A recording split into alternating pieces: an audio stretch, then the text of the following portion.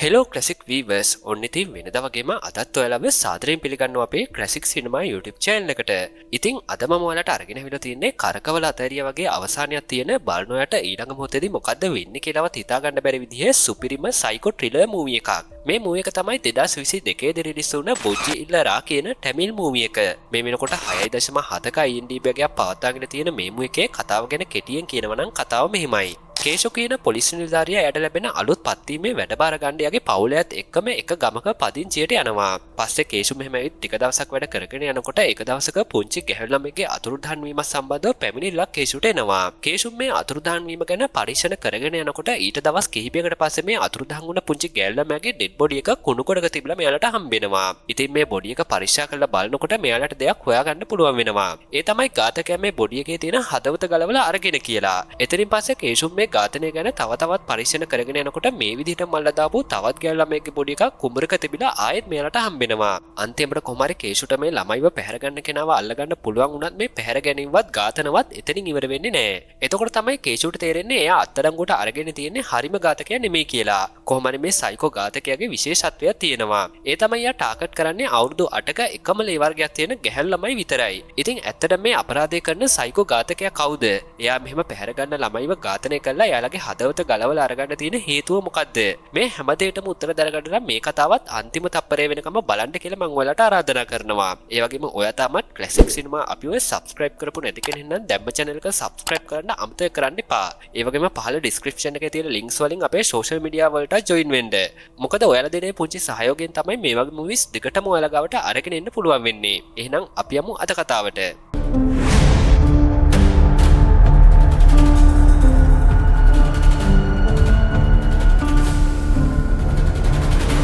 මේ කතාව පටන් ගන්නකොටම ඩොක්ටර් කෙනෙක් ඔපරේෂන් එකක් කරලා ඔපරේෂන් තියටර් එකේ ඉඳලා එළියට එනවා කියලා තමයි පෙන්වන්නේ. එයා එළියට ඇවිත් එතන ඉන්න ඩොක්ටර්ස්ලාට කියනවා මේ ලෙඩාව ICU එකට දාන්න කියලා. ඒ වගේ මොකක් හරි හදිසියක් වුණොත් කතා කරන්න කියලා එයා ගෙදර යන්න පිටත් වෙනවා. ඒත් එක මේ ඩොක්ටර් එළියට එන අතරතුර කවුරු හරි කෙනෙක් මේ ඩොක්ටර්ගේ කාර් එකේ හුලයි යවනවා කියලා අපිට පෙන්නනවා. ඉතින් ඩොක්ටර් එයාගේ වැඩ ටික ඉවර කරලා ගෙදර යන්න හිතාගෙන කාර් එක ළඟට ආවට පස්සේ තමයි දකින්නේ එයාගේ කාර් එකේ රෝදවල හුලං ගිහින් කියලා. පස්සේ එයා එතන හිටපු වෙන ඩොක්ටර් කෙනෙක්ගේ බයික් එක අරගෙන ගෙදර යන්න පිටත් වෙනවා. කොහොම හරි ඩොක්ටර් මෙහෙම පිටත් වෙනකොට එයාගේ කාර් එකේ හුලයි යවපු මිනිස්සයාත් එයාව ෆලෝ කරන්න ගන්නවා. ඒ වගේම එයා ලී එකට ඇණයක් එහෙම ගහගෙන මොකද්ද ආයුධයක් හදා ගන්නවා කියලාත් අපිට පෙන්නනවා. කොහොම හරි ගෙදර යන ගමන් හිටු මේ ඩොක්ටර්ව මගදී අල්ලගන්න මේ මිනිස්සයාට පහර දීලා එයාව ඝාතනය කරනවා. පස්සේ මේ මිනිස්සයා දාගෙන හිටපු වෙස්මුණ අයින් කළත් මේ කෙනාව අපිට හරියටම මෙතනදී අඳුර ගන්න බෑ. ඉතින් මේ බිහිසුණු ඝාතනය එක පටන් ගන්න මේ කතාවේ ප්‍රධාන චරිතය වන කේෂු කියන පොලිස් නිලධාරියව තමයි ඊළඟට අපිට පෙන්වන්නේ. CI කෙනෙක් විදිහට වැඩ කරන කේෂු එයා වැඩ කරපු පොලිස් ස්ටේෂන් එකේ වරංගල් කියන පොලිස් ස්ටේෂන් එකට එන්නේ අලුත් CI විදිහට වැඩ කරන්න. ඉතින් පවුලයත් එක්ක මෙහෙමන කේෂවට වාහනේ දාලා තියෙන නිවුස් වලින් එනවා මේ ප්‍රදේශයේ ගැහැණු ළමයි පැහැර ගැනීම සම්බන්ධව යන නිවුස් එකක්. නිවුස් වලට කියන විදිහට පොලිසියම ගැන පරීක්ෂණ කරා තාම මේ පැහැර ගැනීම කරන කෙනාව පොලිසියට හොයාගන්න බැරි වෙලා තියෙනවා.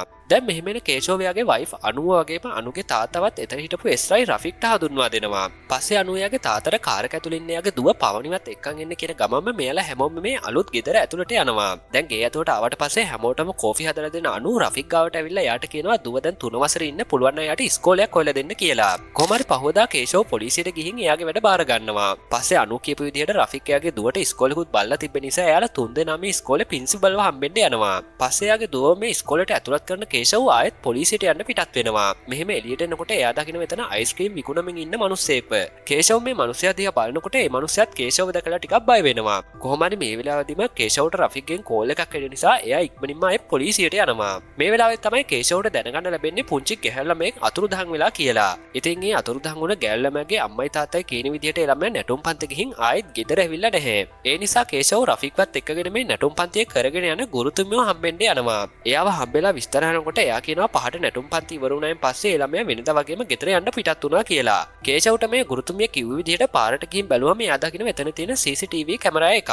ඉතින් පස්සේ මෙයාලා CCTV ෆොටේජස් චෙක් කරන්න පටන් ගන්නේ මොකක් හරි හොඩුවාවක් හොයාගන්න පුළුවන් වෙයි කියලා හිතාගෙන. එතකොට මෙයාලා දකින්න මේ ළමයා අයිස්ක්‍රීම් එකක් අරගම පාරේ ඉස්සරහට ඇවිදගෙන යනවා. ඒත් එතනින් එහාට CCTV වල කිසිම දෙයක් සඳහන් වෙලා නැහැ. ඒ නිසා මෙයාලා මේ ළමයා අයිස්ක්‍රීම් එක කාපු තැනට ගියාට පස්සේ ඒ ළමයා කාලා විසි කරපුව අයිස්ක්‍රීම් කෝට්ට මෙයාලට හොයාගන්න පුළුවන් වෙනවා. ඉතින් කේෂව් එක රෆික්ට දීලා මොකක් හරි හොඩුවාවක් හොයාගන්න පුළුවන් වේද කියලා බලන්න කියලා කියනවා. දැන් මේ දේවල් එදාර නිවුස් වලට කියනවා දකින අනු නිදාගන්න ඇඳට ආවට පස්සේ කේෂව්ගෙන් අහනවා මේ වෙන දේවල් එක්ක අපේ දුවවත් ඉස්කෝලේ යවන්න බයයි නේද කියලා. හැබැයි කේෂව් නම් කියන්නේ එයා CI කෙනෙක් නිසා බය වෙන්න දෙයක් නැහැ කියලා. පස්සේ පහුවදා උදේ කේෂව් අනුවත් එක්කගෙනම එයාගේ දුවව ඉස්කෝලේට ඇරලා වන්න යනවා. මේ වෙලාවේ අනු එයාගේ දුවට චොකලට් එකකුත් දීලා තමයි ඉස්කෝලේට යවන්නේ. හැබැයි මේක මෙතන හිටපු තවත් ගෑල්ලා මේ බලන් හිටපු නිසා අනු ඒ ළමයට චොකලට් එකක් දෙන්න අමතක කරන්නේ නැහැ. මේ හැමතේම උඩ තට්ටුවේ ඉන්න ප්‍රින්සිපල් මැඩම්පුත් ටිකක් පුදුමේ වගේ බලාගෙන ඉන්නවා. එතනින් පස්සේ පොලිස් ස්ටේෂන් එකට එන කේෂව්ට ලැබ් එකෙන් කෝල් කරලා කියනවා එයාලා පරීක්ෂා කරන්න දුන්න අයිස්ක්‍රීම් කෝට්ටේ දවස් 2කට විතර සිහි නැති කරන්න පුළුවන් විදිහේ මත්ද්‍රව්‍යයක් තිබිලා හොයාගත්තා කියලා. ඉතින් මේ අනුව ක්‍රියාත්මක වෙන කේෂව් රෆික්ට කියනවා නැටුම් පන්තිය ළඟ වගේම ඉස්කෝල ළඟ තියෙන අයිස්ක්‍රීම් විකුණන හැම කෙනෙක්වම පොලිසියට ගෙන්නන්න කියලා. මේ අනුව පහෝදා උදේම මේ අයව පොලිසියට ගෙන්නලා ප්‍රකාශ සටහන් කරගන්න ගන්නවා.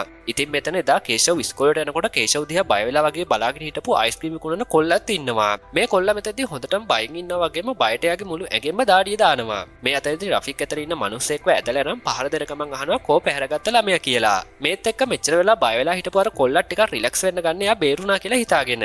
මෙහෙම ටික වෙලාවක් ගියාට පස්සේ අර අල්ලගත්ත මිනිස්සයව තියාගෙන එතන ඉන්න අනිත් හැමෝටම යන්න කියන කේෂව් බය වෙලා වගේ දාඩිය දාගෙන හිටපු කොල්ලා විතරක් පැත්තකට ඇදලා ගන්නවා. පස්සේ මේ කොල්ලට කේෂව් ගහන්න හදනකොට ඒ කොල්ලත් අහනවා ඇයි ඔයාලා මට ගහන්නේ ඔයාලා කලින් අල්ලගත්ත මේ වරද කරපු වෙලෙන්දව නේද කියලා. ඒත් ඇත්තටම පොලිසියෙන් එහෙම පහර දීලා තියෙන්නේ එයාලම අයිස්ක්‍රීම් වෙලෙන්දෙක් විදියට දාපු නිලධාරියට. ඉතින් දැන් රෆික් මේ කොල්ලට පහර දෙන ගමන් ප්‍රශ්න කරනකොට ඒ කොල්ලත් ඇත්තම කියන්න පටන් ගන්නවා. මෙයා කියන විදිහට එක මිනිස්සෙක් එයාට අයිස්ක්‍රීම් ටිකකුයි සල්ලි දීලා ඒවා ළමයින්ට විකුණන්න කියලා තියෙනවා. ඉතින් මේ කොල්ලත් ඒ දීපු අයිස්ක්‍රීම් ළමයින්ට විකුණන එක තමයි කරලා තියෙන්නේ. එතනින් එහාට මොකද්ද වෙන්නේ කියලා එයා දන්නේ නැහැ කියලා තමයි මේ කොල්ලා කියන්නේ. එතනින් පස්සේ අපිට පෙන්නන්නේ ට්‍රීවිල් එක ඇතුලේ ඉන්න මේ ළමයිව පැහැර ගන්න කල්ලිය. මෙයාලා මේ විදිහට ඈතින් නම් මෙයාලගේ පැත්තට එන ළමයි දිහා තමයි බලාගෙන ඉන්නේ. මේ අතරේදී මෙතනින් ඉන්න ගෑනු කෙනා බිස්කට් වගේකට සිහි නැති වෙන කෙමිකල් එක ස්ප්‍රේ කරලා ලෑස්ති වෙන්නේ මේ ළමයාව පැහැර ගන්න. පස්සේ බිස්කට් එකක් මේ ළමයා ගාවට ගිහින් එයාට කන්න දුන්නාට පස්සේ ඒ කල පොඩි වෙලාවක් යනකොට මේ ළමයාට සිහිය නැති වෙලා යනවා. පස්සේ එතනට ගෝණියකුත් අරන් එන එක මිනිස්සෙන් මේ ගෑල් ළමයා ගෝණියකට දාගෙන අරගෙන යන්න තමයි ලෑස්ති වෙන්නේ. හැබැයි මේ වෙලාවම මෙතන යන කේෂව දකින්න මේ මිනිස්සයා කුණු එකතු කරන කෙනෙක් විදිහට රඟපාන්න පටන් ගන්නවා. දැන් මෙතන යන ගමන් ඉන්න කේෂව දකින්න මේ මිනිස්සයා පිටේ එල්ලන් ඉන්න ගෝණියේ ලේ පැල්ලම් කිහිපයක් තියෙනවා කියලා.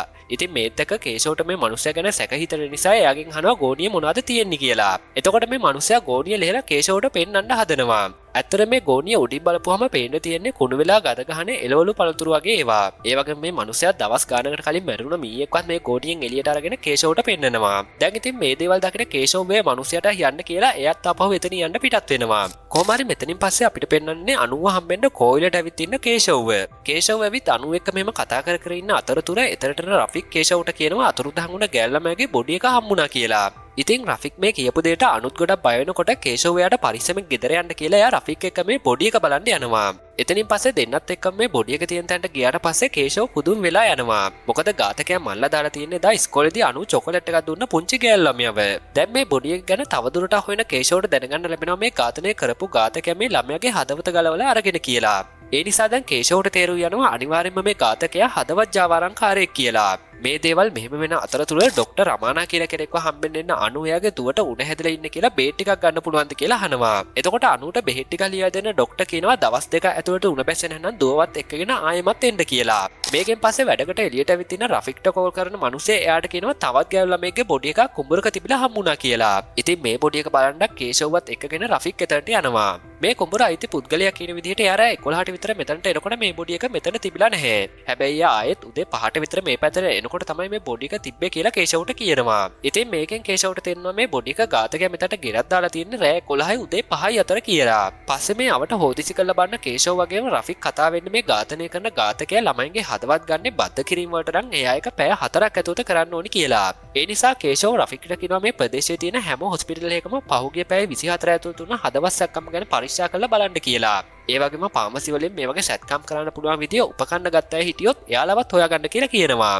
මේම කතා වෙන ගමන් මෙතන පරීක්ෂා කරලා බලන්න මෙයාලට කලින් දවසේ රෑ බීලා එතන දාලා ගිහින් තියෙන හිස් බියර් ටින් වගේක් හම්බෙනවා. ඉතින් මේත් එක්ක කේෂව රෆික්ට කියනවා මෙතන පාටි දාපු කට්ටියවත් හොයාගන්න ඕනි කියලා. එතනින් පස්සේ පාටි එක දාපු අයව පොලිසියට ගෙන්නලා ප්‍රශ්න කරන්න පටන් ගන්නවා. මෙතනදී මෙයාලගේ ෆෝන් ටිකක් චෙක් කරලා බලන්න කේෂව්ට ඒ පාටි එකේදී මෙයාලා ගත්ත වීඩියෝ එකක් හම්බෙනවා. මේ වීඩියෝ එකේ මෙයාලට පිටිපස්සෙන් ටිකක් ඈතින් ස්කූල් වෑන් එකක් නතර කරලා තියෙනවා කියලා කේෂව් දකිනවා. ඉතින් මේක හොඳ හොඩුවාවක් කියලා හිතන කේෂව් මේ වෑන් එකේ නම්බර් එකක් ලියාගෙන මේ අයව රිලීස් කරලා දානවා. එතනින් පස්සේ කේෂව්ගේ වීඩියෝ එකේ තිබ්බ වෑන් එක ගැන හොයන්න ඉස්කෝලේට යනවා. ඉතින් ඉස්කෝල් වෑන් නවත්තලා තියෙන තැනට ගියාට පස්සේ මේ වෑන් එක එතන නවත්තලා තියෙනවා කියලා කේෂව්ට දකින්න පුළුවන් වෙනවා. ඒත් කේෂව් මෙතනට ඇවිත් ඒ වෑන් එකේ ඩ්‍රයිවර්ව හොයනකොට පැත්තක හිටපු ඒ ඩ්‍රයිවර් බය වෙලා එකපාරටම දුවන්න පටන් ගන්නවා. ඉතින් කේෂව්ට මේ ඩ්‍රයිවර්ව අල්ලගන්න වැඩි වෙලාවක් යන්නේ නැහැ. කේෂව් මේ ඩ්‍රයිවර්ට පහර දෙන ගමන් විස්තර අහනකොට එයා කියන්නේ කලින් දවසේ ළමයෙක්ගේ මාලයක් උස්සපු නිසායි මම මෙහෙම දිව්වේ කියලා. ඉතින් කේෂව් මේ ඩ්‍රයිවර්වත් අල්ලගෙන ඊළඟට යන්නේ ඉස්කෝලේ ප්‍රින්සිපල් ගාවට. පස්සේ ප්‍රින්සිපල්ටත් මේ විස්තරය කියන කේෂව් මේ ඉස්කෝලේ CCTV චෙක් කරන්න බලන්නේ එදා දවසේ මේ වෑන් එක අරන් ගියේ කවුද කියලා හොයාගන්න. ඒත් මේ වෙලාවේ කේෂව් දකිනවා මේ වෑන් එක මුළු දවසේම තිබිලා තියෙන්නේ මෙතනමයි කියලා. එතකොට තමයි කේෂව්ට තේරු යන්නේ අනිවාර්යයෙන්ම මේ නම්බර් ප්ලේට් එක තියෙන තවත් වෑන් එකක් මේ ළඟ කොහේ හරි තියෙනවා කියලා. එතනින් පස්සේ පෙන්වන්නේ කේෂව්ට ඉහළ නිලධාරියේ බණින විදිය. මොකද මේ මිනිමරුන් කරන්නේ කවුද කියලා කේෂව්ට තාමත් හොයාගන්න බැරි වුණා. ඒ නිසා මේ නිලධාරියා කේෂව්ට කියන්නේ එයාට මේ දේවත් හොයාගන්න බැරි නම් එයාගෙන් ඇති වැඩේ මොකද්ද කියලා. මේ සිද්ධියෙන් පස්සේ අපිට ආපහු පෙන්වන්නේ දිගින් දිගටම මේ ළමයිව පැහැර ගන්න කල්ලි එකතු වෙලා ළමයිව පැහැර ගන්න විදිය. ඉතින් මේ අතරතුර කේෂව් රෆික් එක්ක එකතු වෙලා මේ ළමයි අතුරුදහන් වෙන එක ගැන හෙව්වත් එයාලට කිසිම හොඩුවාවක් හොයාගන්න බැරි වෙන්නේ අවාසනාවන්ත විදිහට.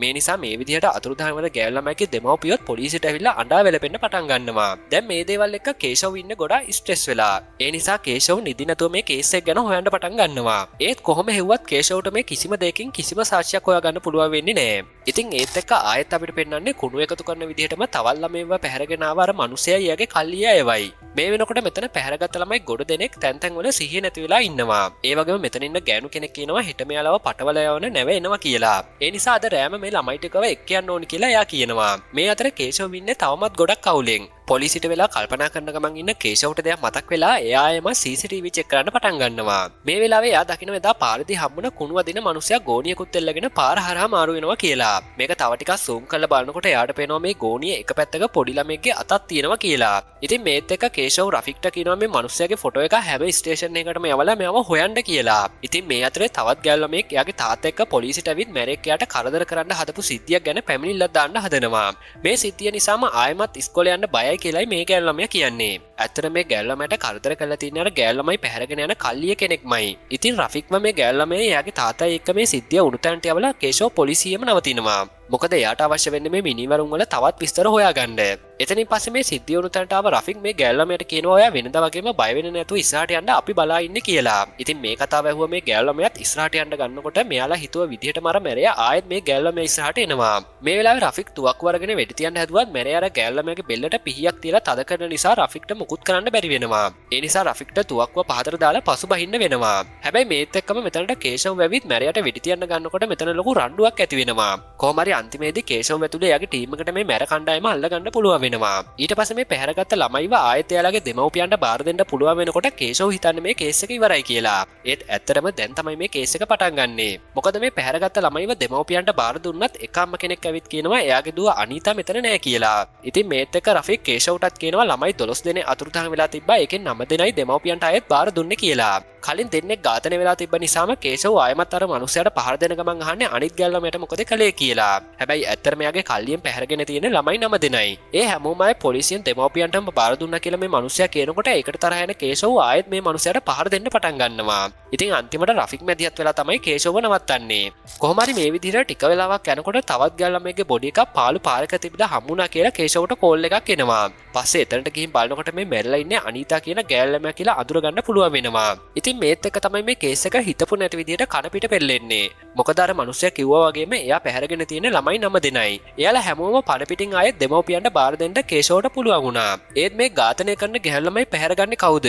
මේ ප්‍රශ්නට උත්තර හොයන කේෂව්ට වගේම රෆික්ට මෙතනදී වැදගත් හොඩුවාවක් හම්බෙනවා. ඒ තමයි ඝාතකයා කියලා සැක කරන්න පුළුවන් විදිහේ අඩිපාරවල් කිහිපයක්. ඉතින් මේ අඩිසලකුණු දකින කේෂව් රෆික්ට කියනවා මේ අඩිසලකුණු පරීක්ෂා කරලා මොකක් හරි හොඩුවාවක් හොයාගන්න බලන්න කියලා. මේ වෙලාවේ මෙතනට ආව මේ මරණ ගැන පරීක්ෂණ කරපු වෛද්‍යවරිය කේෂව්ට කියනවා මේ බොඩි එකෙත් කලින් බොඩිස් වල වගේම හදවත නෑ කියලා.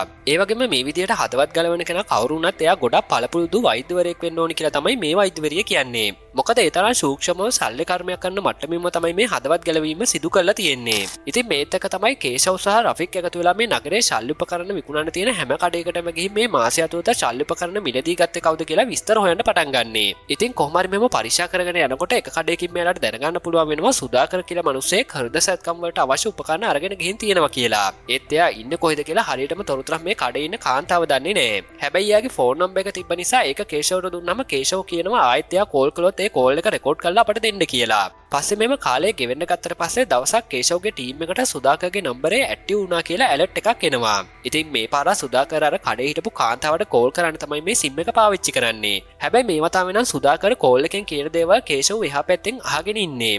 සුදාකර මේ කාන්තාවට කියනවා යට හදිසි වැඩ වගේකට සැත්කම් උපකරණ ටික අවශ්‍ය වෙලා තියෙනවා කියලා. ඒ නිසා එයා ඒව ගන්න හවසට එන්නම් කියලා කියනවා. ඉතින් දැන් ඔයාලම දකින්න ඇති මේ සුදාකර කියන්නේ කවුද කියලා. ඇත්තට මේ සුදාකර කියන්නේ කේෂව්ගේම මාමා. ඒ කියන්නේ අනුගේ තාත්තා. මේ වෙලාවේ ඇත්තටම කේෂව්ටත් හිතා ගන්න බෑ මේ මොකද්ද වෙන්නේ කියලා. ඔන්න එතකොට තමයි අපිට පෙන්වන්නේ මේ සුදාකර කොහොමද පොඩි ළමයිව පැහැරගත්තේ කියලා.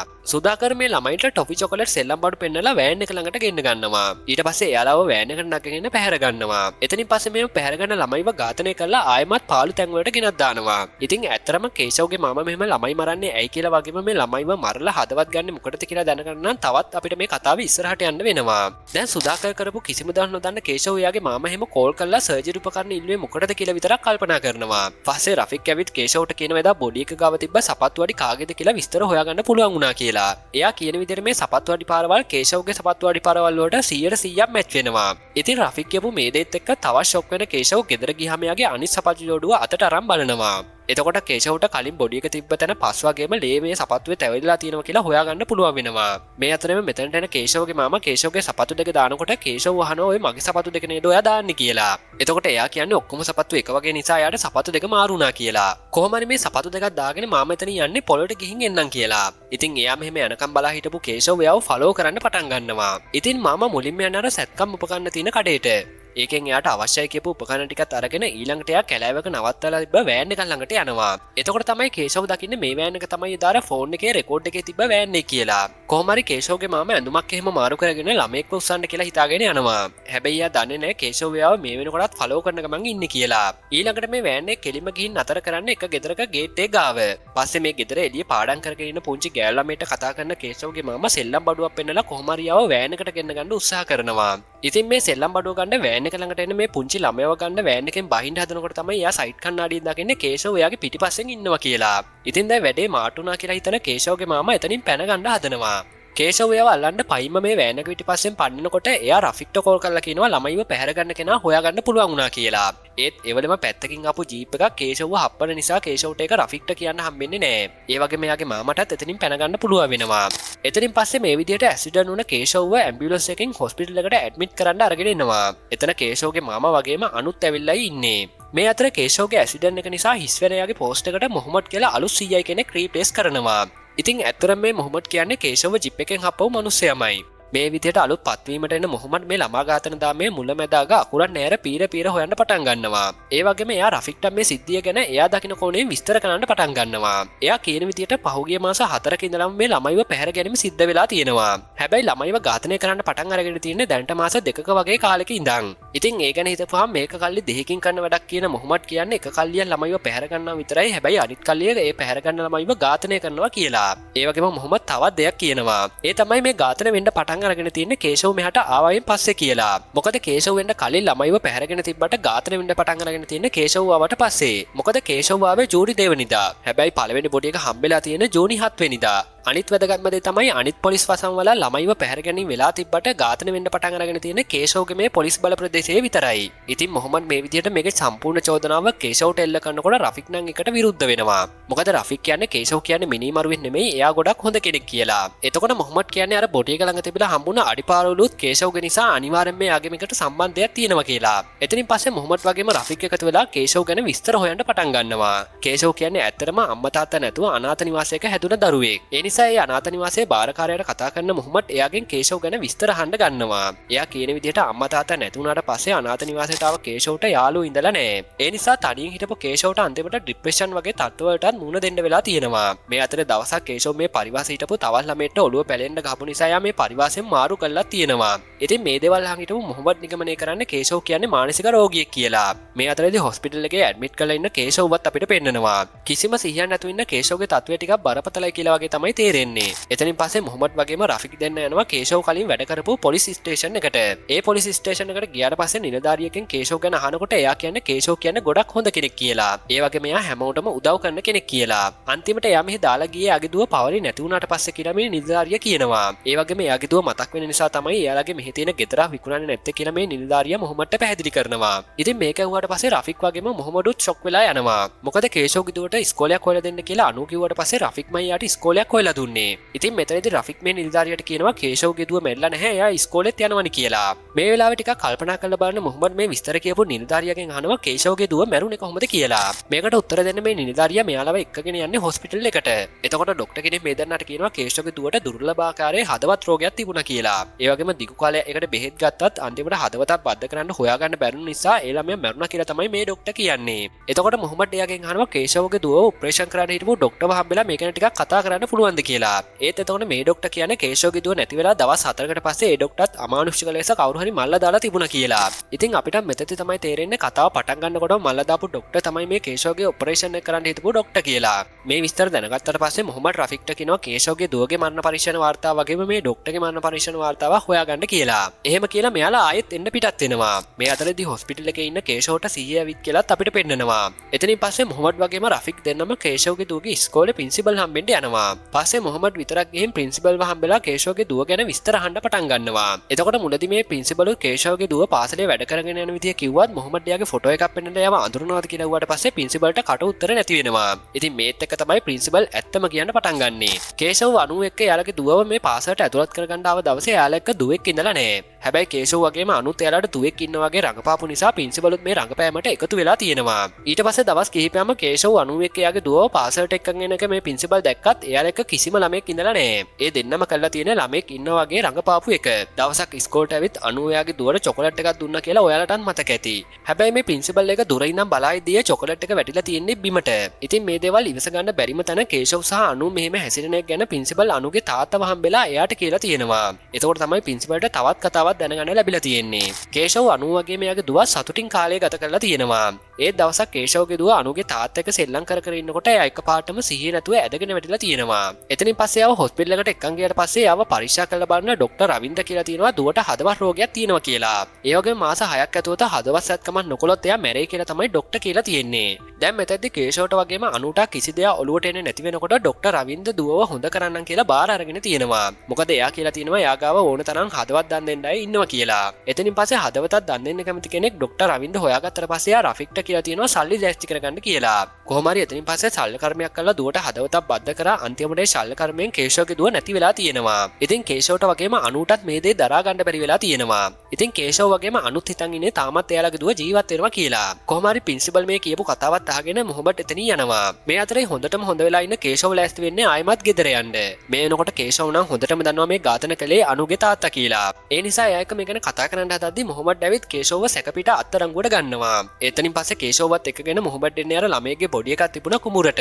පස්සේ මොහොමඩ් කේෂව්ගෙන් අහනවා මේ තැන ඔයාට මතකද කියලා. එතකොට කේෂව් කියනවා අර ළමයාගේ බොඩි එක තිබිලා හම්බුනේ මෙතනද කියලා. එතකොට තමයි මොහොමඩ් කියන්නේ මැල්ල හිටියේ එයාගේ එකම දුව හසීනා කියලා. ඉතින් මේ හේතුව නිසාම තමයි ඒ වෙනකොටත් පොලිසියක CI කෙනෙක් විදිහට වැඩ කරපු මොහොමඩ් කේෂව්ව හිතාමතාම හප්පලා දාලා එයා මේ කේස් එක විමර්ශනය කරන්න අරගෙන තියෙන්නේ. මේ දේවල් කියලා ළමයිව මරන සයිකෝ ඝාතකයා කියලා මොහොමඩ් කේෂව් දිහාට හෙල්ලලා එයාට පහර දෙන්න පටන් ගන්නවා. කේෂව් එයා එහෙම කරේ නෑ කියලා කොච්චර කිව්වත් මෙයා ඒක විශ්වාස කරන්නේ නෑ. කොහොම හරි අන්තිමට මේ දෙන්න අතරේ දරුණු ෆයිට් එකක් ඇති වෙනකොට මොහොමඩ් දැකැත්තකුත් අරන් කේෂව්ගේ පස්සේ පන්නන්න පටන් ගන්නවා. අන්තිමට කේෂව්ට මොහොමඩ් අතින් නොමෙරි බේරෙන්න පුළුවන් වෙන්නේ වාසනාවකට වගේ. ඒ CI මොහොමඩ් මේක ලේසියෙන් අතාරින්නේ නෑ. එයා ඊළඟට එයාගේ ටීම් එකට කියනවා මෙච්චර දවසක් ළමයිව ඝාතනය කරේ කේෂව් කියලා. ඒ වගේම එයා එහෙම ඝාතනය කළෙත් අවුරුදු 8ක ගෑල් ළමයි විතරයි කියලා පෙන්වන්න මොහොමඩ් මෙතෙද්දි කියන්නේ එයා ඝාතනය කරපු හැම ගෑල් ළමයෙක්ම ලේ වර්ගයේ එකයි කියලා. ඒ වගේම දැන් එයාට පේන විදිහට කේෂව්ගේ ඊළඟ ගොදුර වෙන්නේ විනීතා කියන ගෑල් ළමයා කියන මොහොමඩ් කියන්නේ අපි ඒ ගෑල් ළමයාට ආරක්ෂාව දෙන්න ඕනි කියලා. කොහොම හරි මොහොමඩ් කිව්වා වගේම කේෂව්ගේ මාමාගේ ඊගව ටාගට් එක වෙන්නේ මේ විනීතා කියන ගෑල් ළමයා. එයා දවස් ගාණක් මේ ගෑල් ළමයාව පැහැර ගන්න උත්සාහ කරත් එයාට තවම ඒකට අවස්ථාවක් ලැබිලා නැහැ. මේ අතරේ විනීතා කියන ගෑල් ළමයාට ආරක්ෂාව දෙන්න යන පොලිස් නිලධාරියව මුණ ගැහෙන කේෂව් එයාට සම්පූර්ණ විස්තරය කියනවා. එයා කියනවා එයාගේ මාමා තමයි මිනිමරුවා කියලා.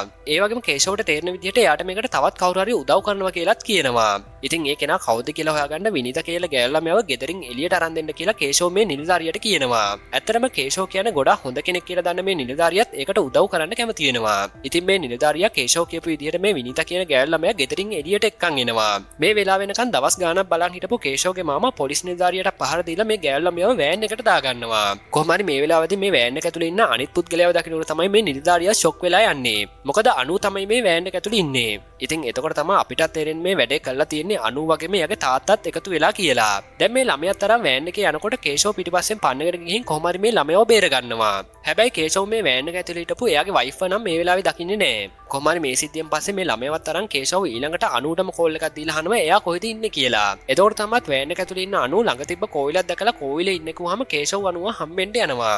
එතකොට අනුත් වෑන් එකෙන් බහැලා කෝවිලට යනවා. දැන් ඇත්තටම පොලිසියත් කේෂෝගේ පස්සෙන් පන්නන නිසා කේෂෝට විශ්වාසවන්ත කෙනෙක් ඉන්නේ අනු විතරයි. ඒ නිසා කේෂෝ හදන්නේ අනුට මේ ළමයාව බාර දීලා මාමව අල්ලගන්න යන්න. පස්සේ කිසි දෙයක් නොදන්න කේෂෝ අනුට මේ ළමයාව බාර දීලා එයා ආයමත් මාමව හොයන්න යනවා. මේ අතරේදී ළමයාව ගන්න අනු ගොඩක් සතුටින් එයාවත් වඩාගෙන එතනින් යනවා. දැන් අනිත් පැත්තෙන් මාමාගේ පස්සෙන් පන්නන් ගිය කේෂෝට එයාව අල්ලගන්න පුළුවන් වෙනවා. පස්සේ මාමාට හොඳ කණේ පාරවල් දෙක තුනක් ගහලා කේෂෝ එයාගෙන් අහන්නේ පොඩි ළමයිව මරන්න ලැජ්ජ නැද්ද කියලා. ඒත් මෙතනදී කේෂෝගේ මාමා කේෂෝට කතාවක් කියන්න පටන් ගන්නවා. ඒ තමයි කේෂෝගේ දුව නැති වුණායින් පස්සේ ඒ ළඟම දවසක අනුත් හොස්පිටල් එකේ පටිපෙලකින් වැටිලා ඔළුව පැල්ලලා තියෙනවා. මේ සිද්ධියෙන් පස්සේ සිහිය නැතුව හිටපු අනුට සිහිය ආවම එයා පිස්සුවෙන් වගේ හැසිරෙන්න පටන් අරගෙන තියෙනවා. මොකද ඔළුවට උණු ඩැමේජ් එක නිසා අනුට එයාගේ දුව එයා එක්කම ඉන්නවා වගේ තමයි පේන්න අරන් තියෙන්නේ. ඉතින් මේකන ඩොක්ටර්ස් ළඟින් අහුවාම එයාලත් කියලා තියෙන්නේ අනුගේ පරණ මතකය අයින් වෙලා කියලා. ඒ වගේම එයාගේ දුව ජීවත් වෙලා ඉන්නවා කියලා එයා හිතන් ඉන්නේ කියලා ඩොක්ටර්ස්ලා කියලා තියෙනවා. ඒ නිසාම දුව නැති වුණා කියලා අනුටත් කියන්න එපා කියලා තමයි ඩොක්ටර්ස්ලා කේෂෝට වගේම කේෂෝගේ මාමටත් කියලා තියෙන්නේ. ඉතින් මේ නිසාම තමයි කේෂෝ වගේම කේෂෝගේ මාමා දුව ජීවත් වෙන විදිහට රඟපාලා තියෙන්නේ. කොහොම හරි මේ විදිහට කාලය ගත වෙලා යනකොට කේෂෝගේ ළමයා ටිකෙන් ටික ලොකු වෙන විදිහ වගේ හැමදේම මෙයාලා අනු වෙනුවෙන් රඟපාලා තියෙනවා. ඉතින් එතකොට තමයි අපටත් තේරෙන්නේ මේ ලෙඩේ තිබිලා තියෙන්නේ කේෂෝට නෙමේ අනුට කියලා. කොහොම හරි කේෂෝගේ මාමා කේෂෝ දන්න කතාව මේ විදිහට කියලා ඉවර වෙලා එයා නොදන්න කතාවක් කියන්න පටන් ගන්නවා. කේෂෝගේ දුගේ ඔපරේෂන් එක කරපු ડોක්ටර් රවින්ද ළඟින්ම හිටපු ડોක්ටර් ආනන්ද් කියන කෙනා අනුට වගේම එයාගේ තාත්තට හොස්පිටල් එකට එන්න කියලා තියෙනවා. ඊට පස්සේ ડોක්ටර් ආනන්ද් කියනවා ડોක්ටර් රවින්ද කියපු විදිහට ඇත්තටම එයාගේ දුවට හදවත් රෝගයක් තිබුණේ නැහැ කියලා. ડોක්ටර් රවින්ද ඇත්තටම කරලා තියෙන්නේ අනුගේ දුවගේ හදවත ගලවලා අරගෙන ඒක වෙනත් කෙනෙක්ට බද්ධ කරපු එක. ඉතින් මේ දේ දැනගත්තට පස්සේ ඒක දරා ගන්න බැරි වෙන අනු ડોක්ටර් රවින්දව හම්බෙලා එයාට පහර දීලා තියෙනවා. ඒ වෙලාවෙත් තමයි එයා තල්ලු කරපු පාරට පඩිපෙළ පහරට වැටිලා එයාගේ ඔළුව ඩැමේජ් වෙලා තියෙන්නේ. ඇත්තටම ෆිල්ම් එකේ මුලින් පෙන්න විදිහට ડોක්ටර් රවින්ද්‍රව අමානුෂික ලෙස ඝාතනය කරන්නේ කේෂෝගේ මාමම තමයි. ඉතින් මේ දේවල් අහන් ඉන්න කේෂෝ දැන් හොඳටම ෂොක් වෙලා යනවා. ඉතින් අනු හිතන් ඉන්න විදිහට එයාගේ දුව තාමත් ජීවත් වෙන නිසා එයාගේ දුවගේ හදවතේ සත්කම් කරන්න තමයි අනුගේ තාත්තා මේ විදිහට ළමයි පැහැරගෙන ඇවිත් තියෙන්නේ. ඒක කරන්න අනු වෙනම ડોක්ටර් කෙනෙක්වත් පැහැරගෙන ඇවිත් එයාලව තමයි මේ හදවත් ගලවලා අරගෙන තියෙන්නේ. ඉතින් අන්තිමට අනු වෙනුවෙන් තව ළමයි 100ක් උනම් මන්නවා කියන මාම එතනින් නම් පයින්ම යන්න පිටත් වෙනවා. දැන් මේ දේවල් අහන් හිටපු කේෂෝ හොඳටම අඬන්න පටන් ගන්නවා. හැබැයි කේෂෝට මතක් වෙනවා එයා අර ළමයා දුන්නෙත් අනුට නේද කියලා. ඒ නිසා කේෂෝ ඉක්මනින්ම නැගිටලා ගෙදර යන්න පිටත් වෙනවා. කොහොම හරි මේ වෙලාවේ අනුත් ගෙදරට වෙලා සාමාන්‍ය විදිහට වැඩ කරගෙන ඉන්නවා. පස්සේ කේෂෝ ගෙදරට ආවහම අනුගෙන් අහනවා කෝ ළමයා කියලා. ඒත් මේ වෙලාවේ කිසිම අමුත්තක් නැතුව මේ ඉන්නේ ළමයා කියලා පැත්තකින් වාඩි වෙලා ඉන්නේ එයාගේ දුවව පෙන්නන අනු එයාට තමයි මේ ජූස් එක හදන්න කියලා කියනවා. හැබැයි මෙතනදී කේෂෝ අහනවා අපේ ළමයා නෙමෙයි කෝවිලේ දුන්න ළමයා කෝ කියලා. මේ වෙලාවේදී කේෂෝ දිහා අමුතු විදිහට බලන අනු කියනවා එහෙනම් ඔයා හැමදේම දැනගත්තා නේද කියලා. එහෙම කියලා මම මේ ළමයාව රෙදි පෙට්ටිය හැංගුවා කියන අනු කියනවා තාත්තාවම අපි ඒ ගෑල් ළමයාගේ හදවත අරගෙන අපේ දුවට බද්ධ කරමු කියලා. හැබැයි මේකට තරහ යන කේෂෝ අපේ දුව මෙල්ල හුඟක් කල් කියලා අර ළමයාව රෙදි පෙට්ටියෙන් එළියට ගන්න හදනවා. ඒත් මේ වෙලාවේ පොල්ලකුත් තරම් පිටිපස්සෙන් ආව අනු කේෂෝගේ ඔළුවටම පාරක් ගහන නිසා ඒකෙන් යාට සිහිය නැති වෙලා යනවා. ඊට පස්සේ අනු කරන්නේ කේෂෝව කාමරය ඇතුළට ඇදගෙන යන එක. දැන් මේ වෙලාවදිම කේෂෝ ගෙදර ඇති කියලා හිතාගෙන සීයයි මොහොමඩ් මෙතනට එනවා. එතකොට කේෂෝ නම් ගෙදර නෑ කියන අනු මෙයාගෙන් අහනවා ඇයි කේෂෝව හොයන්නේ කියලා. එතකොට ආයෙමත් වාහනට යන්න හැරෙන මොහොමඩ් අනුට කියනවා එයා ළමයි 3 දෙනෙක්ව මැරුවා ඒ වගේම දැන් තවත් ළමයිව පැහැරගෙන තියෙනවා කියලා. මේක ඇහුවම අනු කියනවා එයා එහෙම නෑ කේෂෝ කියන්නේ ගොඩක් හොඳ කෙනෙක් කියලා. කොහොම හරි මෙතනින් පස්සේ මොහොමඩ් මෙතනින් පිටත් වෙන්න හදනකොට අනු සුපුරුදු විදියට එයාගේ දුවට කියනවා මේ අංකල්ට බායි කියන්න කියලා. මේ මොහොමඩ්ටත් ඒක එච්චර ගානක් නැතුව ගියත් අන්තිමට එයාට තේරෙනවා මෙතන මොකද්ද වෙලා තියෙන්නේ කියලා. ඒ නිසා එයා බෙල් එක නොගහම හොරෙන්ම මේ ගේ ඇතුළට යනවා. මේ වෙලාවේ එයා දකිනවා අනු එයාගේ දුවට උගන්නමින් ඉන්නවා කියලා. ඒත් එතන ඇත්තටම ළමෙන් නැති බව දකින මොහොමඩ්ට පැහැදිලි වෙනවා කේෂෝට නෙමෙයි අනුටයි පිස්සු කියලා. ඒ නිසා එයා මේ ගේ චෙක් කරන්න පටන් ගන්නවා. ඉතින් ටික වෙලා යනකොට එයාත් දකිනවා රෙදි පෙට්ටිය. ඒක අරින්න හදනකොට අනු කලින් වගේම මෙයා ගලුවටත් ගහලා එයාවත් බීම දානවා. පස්සේ යාවත් ඇදගෙන ඇවිත් කේෂව හිටපු කාමරේටම දානවා. පස්සේ එළියට එන අනු මේ දොරට ලෑලි පටිත් ගහලා ඒ දොර තවත් අවහිර කරනවා. මේ අතර රෙදි පෙට්ටිය හිටපු ළමයාට එකෙන් එළියට ඇවිත් ජනේලෙකුත් අරගෙන එතනින් පැන ගන්න පුළුවන් වෙනවා. දැන් ජනේල යන සද්දට ඒ පැත්ත බලන අනුත් මේ ළමයා පැන ගන්නක දකින්නකොට එයත් ඒ ළමයා පිටිපස්සෙන් පන්නන්න පටන් ගන්නවා. හැබැයි අන්තිමට මේ ළමයාට එයාගේ ගෙදරටම දුවගෙන යන්න පුළුවන් වෙනවා. දැන් මේ ළමයාගේ පස්සෙන් දුවගෙන ආව අනු දකිනවා මේ ගෙදර රෆික් ඉන්නවා කියලා. ඒ නිසා එයාලකට යන අනු එයාගෙන් අහනවා අර පැහැරගත්ත කියපු ළමයා හම්බුණාද කියලා. ඉතින් මේ අනු ගැන කිසි දෙයක් නොදන්න රෆික් මේ ළමයාව හම්බුණා කියලා එයා ඇතුලේ ඉන්නවා කියලා අනුටත් ගිහින් බලන්න කියලා කියනවා. පස්සේ රෆික් CI මොහොමඩ්ට කෝල් එකක් ගන්න ළමයා හම්බුණා කියලා කියන්නේ. ඉතින් සිහිය නැතුව හිටපු මොහොමඩ්ට වගේම කේෂෝටත් මේ කෝල් එකේ සද්දෙට තමයි සිහිය එන්නේ. පස්සේ කෝල් එක ආන්සර් කරන මොහොමඩ් රෆික්ට කියනවා අනු තමයි මිනිමරුවා එයාට ළමයාව ගෙනියන්න දෙන්න එපා කියලා. ඉතින් මේක ඇහුවා රෆික් ගේ ඇතුලට යන්න හැදුවත් ඒ වෙනකොටත් අනු මේ ළමයාවත් අරගෙන එළියට එනවා. මේ වෙලාවේ රෆික් තුවක්කුව දික් කළා වෙඩි තියන්නේ නැති නිසා අනු එකෙන් ප්‍රයෝජන අරගෙන එයාගේ බෙල්ලට මැනලා ළමයාවත් අරගෙන එතනින් පැන ගන්නවා. ඉතින් මේ දේවල් තවමත් ෆෝන් එකෙන් අහන් හිටපු මොහොමඩ් වගේම කේෂෝ දෙන්න ලෑලි ගහලා තිබ්බ දොරත් කඩාගෙන එළියට එනවා. මේ අතරේදී ළමයාවත් අරගෙන පැන ගන්න අනු එදා යාගේ දුවට උණ හැදිලා බෙහෙතරයි යන්න ආව ඩොක්ටර්ව හම්බෙන්න යනවා. පස්සේ යාගේ දුවට ගොඩක් අමාරුයි කියලා ඩොක්ටර්වත් එක්කගෙන නගරෙන් කිලෝමීටර් 5ක් විතර ඈතින් තියෙන පාළු ගොඩනැගිල්ලකට එනවා. ඊට පස්සේ අනු මේ ඩොක්ටර්ට කියනවා මේ නිදාගෙන ඉන්න ළමයාගේ හදවත ගලවලා මගේ දුවට බද්ධ කරන්න කියලා. ඒත් ඉතින් මෙතෙන්දී ඩොක්ටර් අහනවා කෝ එයාගේ දුව කියලා. එතකොට අනු එයා හිතින්මවන් ඉන්න එයාගේ දුව ඩොක්ටර්ට පෙන්නනවා වගේම අනු එයාගේ තාත්තට කියනවා දුව වඩාගෙන ඇඳෙන් තියන්න කියලා. එතකොට අනුගේ තාත්තා දුව ඇඳෙන් තියනවා වගේ රඟපානවා. ඉතින් මේ දේවල් බලන් ඉන්න ඩොක්ටර්ට තේරුම් යනවා අනුට මොකක් හරි මානසික අවුලක් තියෙනවා කියලා. ඒත් එක්ක ඩොක්ටර් දකිනවා කලින් මරපු ළමයි තුන්දෙනාගේම හදවත් බෝතල් 3ක දාලා තියෙනවා කියලා. ඒ වගේම කලින් මේ හදවත් ගලවන්න උදව් කරපු ඩොක්ටර්වත් පැත්තක මල්ලා දාලා ඉන්නවා. මොකද අනුගේ දුව මෙල්ල කියලා දිගින් දිගටම මේ ඩොක්ටර්ත් කියපු නිසා තමයි එයාව අනුගේ තාත්තා මල්ලා දාලා තියෙන්නේ. ඉතින් මේ දේවල් දකින්න ඩොක්ටර් මේ වැඩේ කරන්න කැමති වෙනකොට අනිත් පැත්තෙන් කේෂෝ වගේම මොහොමඩ් අනුගේ ෆෝන් එක ට්‍රැක් කරලා ඒ ඔස්සේ මෙතනට එනවා. පස්සේ හෙමින් මේ දෙන්නම ඔපරේෂන් එක කරන්න තැනට ලඟ වෙනකොට අනුට තේරෙනවා කවුරු හරි මෙතනට ඇවිත් ඉන්නේ කියලා. ඒත් එක්ක මොහොමඩ් කේෂෝට තුවක්කුව දීලා එයා එහා පැත්තෙන් එන්නම් කියලා කියනවා. පස්සේ කේෂෝ තුවක්කුවත් එයිම් කරගෙන මෙතනට ආවහම එතන ඉන්නේ අර ඩොක්ටර් විතරයි. ඊට පස්සේ පිටිපස්සෙන් ආව අනු කේෂෝට කියනවා මම මේ හැමදේම කරන්නේ අපේ දුවව බේරගන්න කියලා. හැබැයි මේ වෙලාවේදී කේෂෝ අපේ දුව මෙල්ල ගොඩක් කල් කියලා අනුට තේරුම් කරන්න හදනකොට එයාගේ පිස්සුව තවත් වැඩි වෙන්න ගන්නවා. ඒක දකින්න අනුගේ තාත්තත් කේෂෝට පහර දෙන්න පටන් ගන්නවා. හැබැයි මේ වෙලාවේ මෙතනට එන මොහොමඩ්ට කේෂෝව බේරගන්න පුළුවන් වෙනවා. ඒ දිගින් දිගටම කේෂව අනුට අපේ දුව මෙල්ල කියලා කියනකොට අනු පිස්සුවෙන් වගේ කේෂවටයි මොහොමඩ්ටයි දෙන්නටම පහර දෙන්න පටන් ගන්නවා. දැන් මේ රණ්ඩු අතරේ මෙතනට එකන් ආව ඩොක්ටර්ත් අර ළමයාවත් අරගෙන මෙතනින් පැන ගන්න හදනවා කියලා අනු දකිනවා. ඒ නිසා යා පිහියකුත් අරගෙන මේ ඩොක්ටර් පස්සේ පන්නන්න පටන් ගන්නවා. නමුත් මේ අතරේ තමන්ගේ දුව වෙනුවෙන් සටන් කරන ගමන් හිටපු අනුගේ තාත්තට නම් මොහොමඩ් අතින් මැරෙන්න සිද්ධ වෙනවා. ඒ අතරේ ඩොක්ටර් හොයාගෙන ආව අනු ඩොක්ටර්වත් මල්ලා දාලා ආයෙත් අර ළමයාව අරගෙන එනවා. එතකොට මෙතන මොහොමඩ් ඉන්නවා දකින්න අනු කියනවා මේ ඔපරේෂන් එක කරන්න නොදුන්නොත් මම මේ ළමයාව පිහියෙන් ඇනලා මරනවා කියලා. දැන් ටිකක් කල්පනා කරන මොහොමඩ් අනුගේ දුව ඉන්නවා කියලා එයා හිතින් මවන් ඉන්න ඇඳ ගාවට ගිහින් එයාව මරනවා කියලා අනුට කියනවා. ඉතින් මේ දෙයට බය වෙන අනු අර ළමයාව මොහොමඩ් අතර ගෙනත් දෙනවා. පස්සේ මොහොමඩ් මේ ළමයාවත් අරන් එතනින් එළියට යන්න හදනකොට ආයමත් අනු පිටිපස්සෙන් ඇවිත් එයාගේ පිටට කතුරකින් අනිනවා.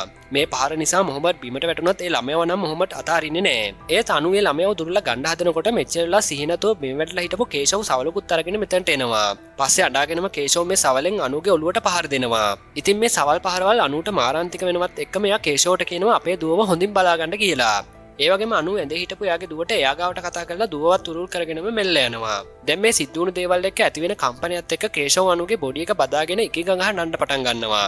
අන්තිමට කොහමද මේ ළමයාවත් මොහොමඩ් එයාගේ දෙමව්පියන්ට බාර දෙනවා. එතනින් පස්සේ දවසක ආයෙත් අපිට පෙන්වන්නේ කේෂව සුපුරුදු විදියට වැඩට යන්න පිටත් වෙනවා කියලා. මේම කේෂව ඇවිත් බයික් එකෙන් ගලා පිටත් වෙන්න හදනකොට අනු වගේ මෙයාගේ දුවත් ඇවිල්ලා යාට අතවනනවා. මොකද දැන් කේෂෝටත් අනුව වගේ මෙයාගේ දුවවත් මෙවිලා පේන්න පටන් අරගෙන තියෙනවා. ඉතින් අම්මා කෙනෙක්ට තාත්තා කෙනෙක්ට තමන්ගේ දුව තරම් කිසි දෙයක් වටින්නේ නැහැ කියලා තේරුම් කරන ඉතා සංවේදී අවසානයක් තියෙන මේ මූවී එකත් මේ විදිහට ඉවර වෙනවා. මේ වගේ සුපිරි මූවීස් බලන්න ක්ලාසික් සිනමා අපිව සබ්ස්ක්‍රයිබ් කරන්න අමතක කරන්න එපා. එහෙනම් අපි තවත් මේ වගේ සුපිරි මූවී එකකින් හම්බෙමු. ඔයාලා හැමෝටම සුබ දවසක්.